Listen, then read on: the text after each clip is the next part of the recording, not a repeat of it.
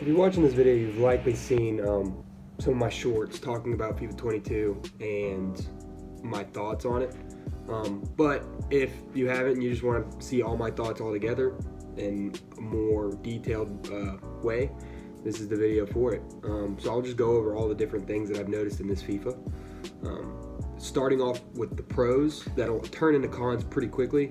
The 22 beta was not the greatest in my opinion, but the good thing was I had the Ultimate Team beta portion.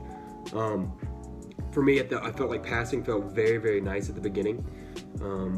Much more rewarding. If you play a riskier pass, it's probably going to get broken up. However, it feels very good when that pass actually works out.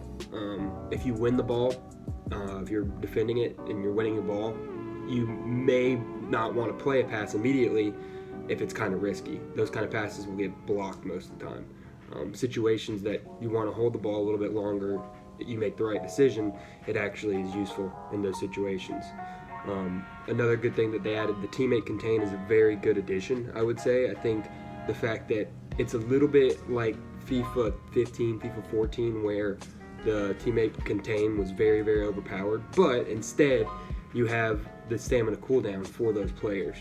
This makes it very, very good because you can't spam it, but it makes you have to use this teammate contain. It's very useful because in situations where you might not need to contain, it allows you to, okay, now I need to use it, now I don't need to use it. It's just better for the game, I think. I think it makes it a little bit more skill, requires a little bit more skill. I think switching is an extremely big thing. This kind of falls into passing as well. So you could switch the field and it can change the game completely for you. You could change that attack completely for you. And that's something we don't see a whole lot in other FIFAs. I know that sometimes you may have, especially if you're playing pro clubs, if you have your homie all the way on the left wing, you're all the way on the right wing, you can play that pass pretty easily and be in a good situation, but I feel like it's actually a lot more usable in the newer FIFA, in FIFA 22 beta. I think that people are actually in the position to receive these switches a lot more often. My only concern is these passes that I'm playing, these switches, a lot of players are able to do it. I think that it doesn't require too much skill for a player. They don't need a super high passing stat, it seems like, to even switch the field, which I think shouldn't be the case. I think a switch shouldn't happen. I mean, if they have 80 plus long passing, they need to get it 80% of the time. That's kind of the way that I think it should be. That also kind of leads into stats somewhat seem to matter, other than that switching that I mentioned. Especially defensively, I'm noticing that stats matter, and attacking positioning. Both of those things, you really actually see a difference in a player that has good attacking positioning as opposed to a player that is just fast. Obviously, a player that's fast is going to be really, really good in certain situations, especially given the fact that you can just click L1 and send them through.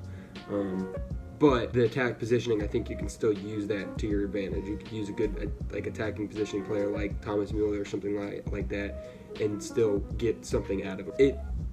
What I kind of realized, they talk about how you could play different ways and basically there's not a meta. They talked about this in the gameplay reveal trailer. I don't necessarily know if I believe that. Are you sure about that? I think at the end of the day, speed still kind of kills.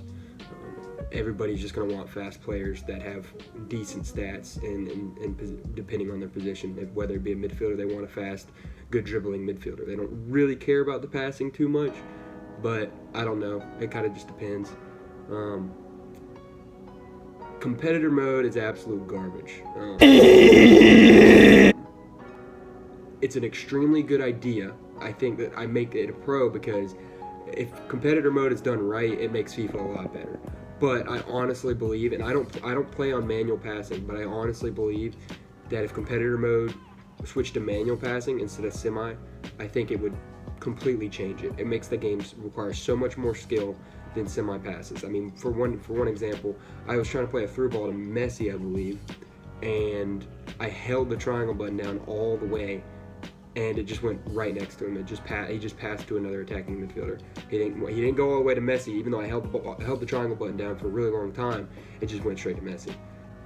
One of my biggest takeaways, one of my biggest pros, and I kind of sad that I'm saying that, but one of my biggest pros is that keepers are so much better. You notice the different levels in these keepers. You see, you got, I started with Klesen, the Dutch goalkeeper that plays for Valencia, I believe. He did good. Like, he made saves that he's supposed to make. It's not like in FIFA 21 where if you're in a certain situation, you know you're getting scored on. Like, if you got that far post finish, like, you could get that 9 times out of 10. And in FIFA 22, it seems like keepers make saves a lot more often. You have to get a good shot. The shot selection has to be so much better. It's not just going to be the same, oh, just get in this position and you'll score every single time if you do this. It doesn't seem like that's going to be the case, which is very, very good in terms of attacking. I think it makes it more fun and it makes it more rewarding. Now on to the fun stuff. We got cons. Obviously, like I said earlier, the fast players will still dominate. At the end of the day, people will take a 90 pace center mid that has 70 defending, 70 everything else over a bunch of 80s and like 60 pace. Like, that's just the way it is. I don't think it can change. My thing is, FIFA's a video game, and whenever we're playing a video game, we like to play quick. We like to play, what we like to watch in real life is some fun counterattacks, like exciting play. And if FIFA's made into passing around the back and really slow build up, which we like to watch, but if FIFA's made into that, you're stretching a 90-minute game into 12 minutes, and 12 minutes is just passing possession. Really, it's going to be really boring and nobody's going to play it. So it's really hard to kind of find the balance. So I kind of understand that with them. I said this before, but I don't know how.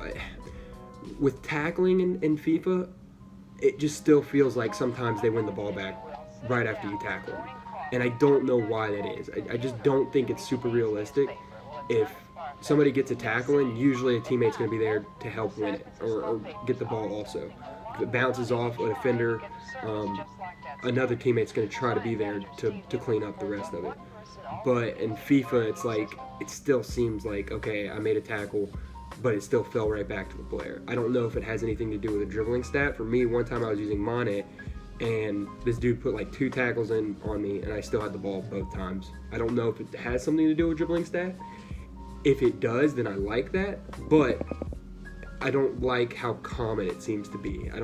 It's a thing at this point that we know this is the kind of thing that just happens in FIFA. That's literally, we just call that being normal FIFA. Just freaking, it's just the way it is. Here's probably my closing point in terms of cons. I think FIFA 22, the beta, was pretty much just a shortened concept of what happens throughout all of FIFA. FIFA 21, it starts off a pretty decent game. We all pretty much enjoy it when it comes out. I mean, it's new, it's fresh. We've been wanting to play the new FIFA. We've been wanting to get into new gameplay. But towards the end, especially in Ultimate Team, it gets really, really boring because every single person has the exact same players on your team. I mean, you're going up against Varane and Mendy 90% of the time, and it's just kind of annoying. Like, you just keep going up against these kind of players that are very meta-based, and it's not people's favorite players. It's not players that they enjoy watching or players with a funny name, whatever the case may be. And that kind of sucks. I think it would be a lot more fun if we somehow made players that, in the concept of like future stars, like we're making players like that up to the level that Messi's at. Okay, we're not making them better than Messi. Messi and Ronaldo stay at the top. Icons stay at the top. But from there, we get players that are a little bit lower rated, but help them be usable in situations where I'm going up against a team that is like 90 overall. Bump up some players that everybody can kind of use, or just make it to where it's more rewarding skill-wise in the game. Not make it to where you have to have a 90 overall team in order to compete. It's just kind of ridiculous, and it's something that just happens in every FIFA. It's just, how good can I have to have 90 pace everywhere in FIFA 21 in order to even compete, and it kind of sucks. It's not fun losing over and over again, obviously. It can be fun if you're using players that you enjoy, but 2, 3, 4 losses in a row and you're not going to want to play anymore. It's just kind of the way it is. that kind of leads me on to my recommendation. And it kind of, like I was talking earlier about the way players work. I think Team of the Week just needs to be obviously players that perform that like during the week well. I think that they need to be boosted up to the level slowly to get them to where they are as good as Messi or Ronaldo. I think Messi and Ronaldo need to stay super expensive. If they get a Team of the Week card, sure, push it up. But you got to kind of judge the market. You got to judge what overall are most players. What is the average overall? How can we help players that have a lower overall team? Things like that. Things that just kind of, they have the ability to see the market. They have the ability to see, like, who's really overpowered and stuff like that. Kind of just take that into account whenever they release SBCs, when they have promos, things like that. Just make it to where anybody can kind of enjoy the game without spending money. And that's just something that everybody says. It's just kind of the way it is. Something else I think they need to kind of keep into account. If something is OP, ask, is it overpowered or is it kind of realistic? For example, I know the shot canceling was pretty big in FIFA 21. I think it seems a little bit better in FIFA 22, and people aren't going to like that. But with that being said, a fake shot in real life can really send people. Like, that is a perfect move to use inside the box. So I don't think that needs to be changed at all. And I think skill moves are a little bit kind of trash in this game. Occasionally I would get a good couple skill moves in, but with the way this FIFA is, I don't think skill moves are super good. And I think, some people enjoy using skill moves. Back in the day, I used to really love doing just crazy skill moves, just elasticos. Like, it wasn't even super overpowered then, but it was really fun to kind of exploit an opponent using skill moves. But in this FIFA, it's just not like that. And I'm just worried that people are going to complain about something being OP and then it's going to get nerfed, and then we're all going to be playing one single way. I think that instead, if something is overpowered, find a solution to make people with skill, like, for example, let's say fake shot. Maybe fake shot may be overpowered, yes. But what can we do instead of nerfing it and making the attacking worse? How about we boost defense? How about we make it to where, okay, you don't fall down to the ground as much. The keeper doesn't fall down to the ground as much whenever a shot cancel happens. Something along those lines. I don't really know. I'm not the guy that works at EA. They probably can figure it out, not me.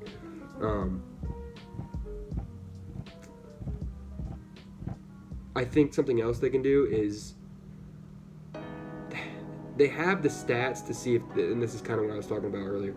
You have the stats to see if somebody's overmatched. Like, if you leave FIFA at any point for a couple months, as soon as you get back into FIFA, pretty much the only way that you're going to get back into it is by buying FIFA points. That's, at the end of the day, that's the only way you can get into it.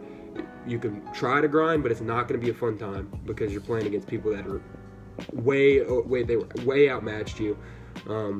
It's kind of ridiculous. I think what they can do is add some kind of gift if it's been a really long time since people played. Throw them a free pack, and then one, it keeps people engaged in the game. They'll start playing again. They get a good pack and they're like, maybe I should buy another pack. Or maybe even offer discounts for people that haven't played in a while. Give them more FIFA points for less money. I don't know. Something like that just kind of keeps the game going a little bit long. And I was also talking about this as well. You can't make FIFA too realistic or it becomes boring. I really don't. I already pretty much covered that, so I'm not going to go into that anymore. But yeah, that was pretty much all my thoughts on the FIFA 22 beta. I'm planning on playing the pro clubs. I play pro clubs a lot with my friends, so whenever I have the ability to make the pro clubs one, I'll do that if you guys want to see it. Just show some support to this video, and yeah, we'll see you guys whenever pro clubs beta comes out. I'll let you guys know my thoughts on that as well. Thanks.